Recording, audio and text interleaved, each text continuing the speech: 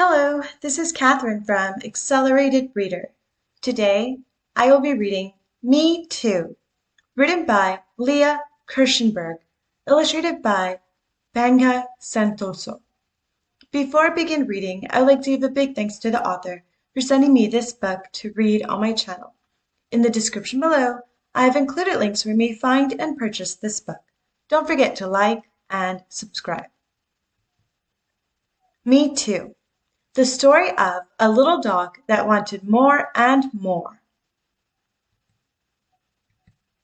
They call me Puggy, and I am a cute little dog, sweet and smart with a big, warm heart. Or so they say, the dogs I meet on my way, and the kids I see every day, when we talk and play. I love telling stories.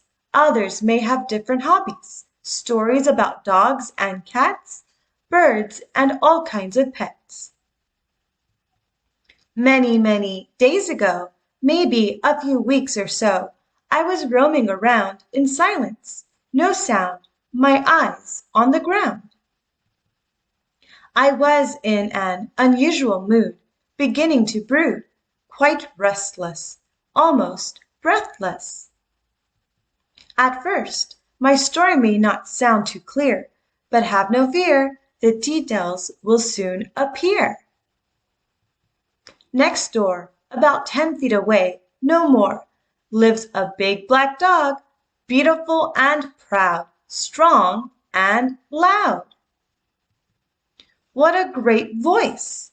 Anyone would rejoice. You should hear him bark, at home or in the park. And his fur, soft, bright, a real delight. They call him King, and his name suits him well. He looks like a prince, a beautiful face, eyes full of grace, always alone, a king on his throne. For other dogs he doesn't care. To him they are nothing but air. They probably don't seem worthy of his esteem. They are small and weak, whereas he is unique.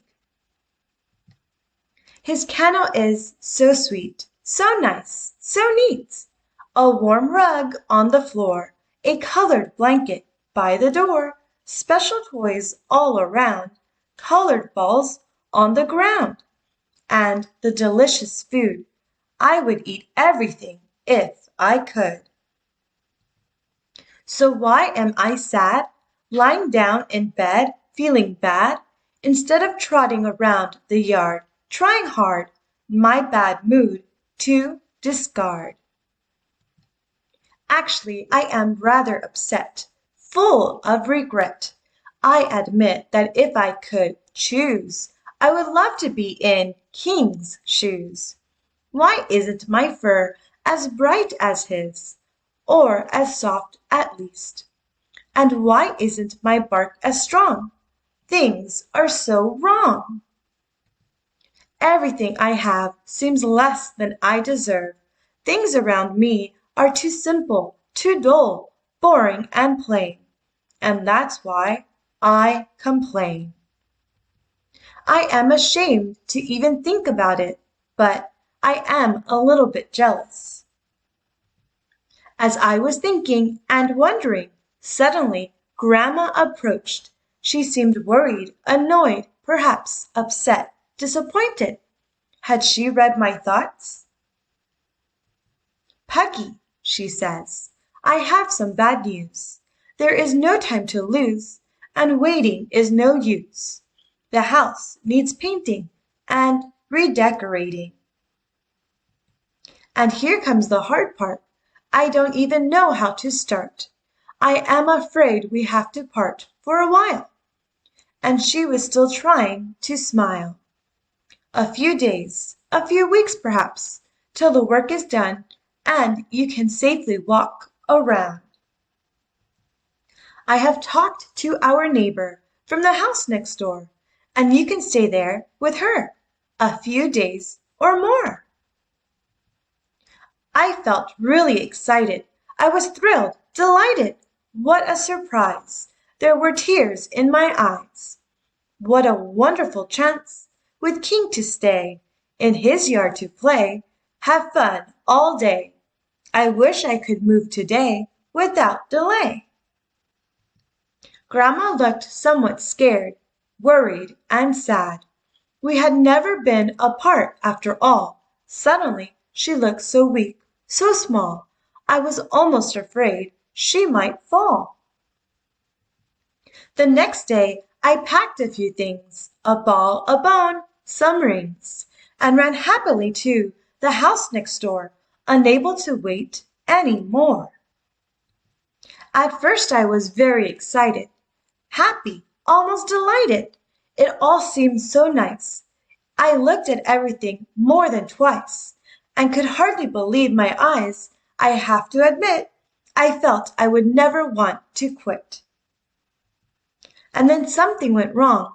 I felt I didn't belong.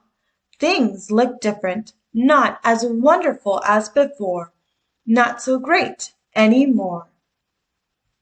The yard was not so green, King's house was not so clean, his fur was not as bright as it had seemed at first sight. And once again I was upset, confused, and even sad. When was Grandma coming back? It was high time to pack. Why did the painting take so long? What was wrong? And when I did come home, I could hardly believe my eyes. What a surprise! Everything was so nice. The house looked bigger, the yard seemed larger, the trees thicker, and the grass greener. Everything looked beautiful, absolutely wonderful. What a great job the painters had done. I just wanted to jump and run. Grandma and I would have so much fun. All this happened a long time ago, a few months or so. I invited King to come for a while, and he agreed with a smile. When King came in, I didn't know where to begin. I showed him around the place and carefully watched his face. I was surprised by his reaction. He thought my home was fantastic. He felt the yard was gigantic. To him, it all looked like a dream. Absolutely supreme. But a few days later, the excitement was over, and he missed the familiar smells, the colors, the family. In short, he missed his home. We have been great friends ever since. I still think he is a prince. We visit each other every now and then, and have fun together now and again. We play, laugh, and cry, and then smile and wave goodbye. After all, we both agree, home is the best place to be. The end. Thank you for listening. Don't forget to like and subscribe. In the description below, I've included links where you may find and purchase this book.